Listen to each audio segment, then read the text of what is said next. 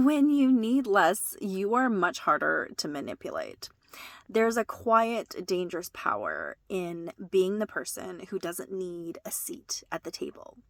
It starts with the realization that your must haves are actually just hooks that others can pull on. If you don't need the latest upgrade or the fancy title, you suddenly find yourself in a position where no one can threaten your lifestyle.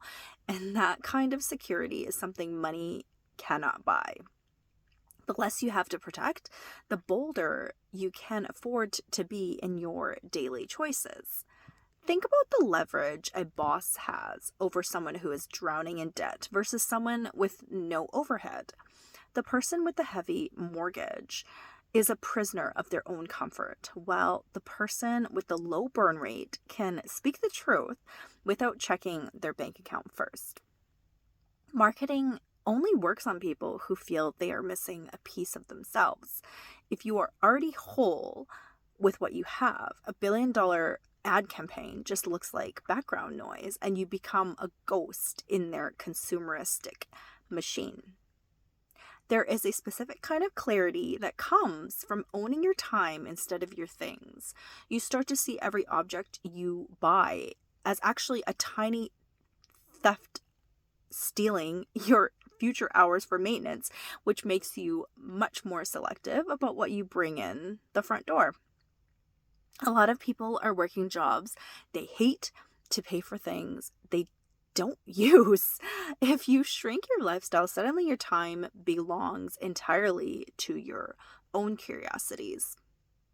Negotiation becomes a game you always win when you are genuinely willing to walk away. The person who needs the deal the most is always the one who loses the most, so having zero need is a superpower. We often mistake more for better without realizing that more is just more weight to carry. A lighter pack allows you to move faster across any situation, whether it's a career shift or a literal mountain. The most dangerous man in the world is the one who can live happily on bread and water. You can't bribe him, you can't threaten his luxuries, and you can't force him into a corner because he's already content.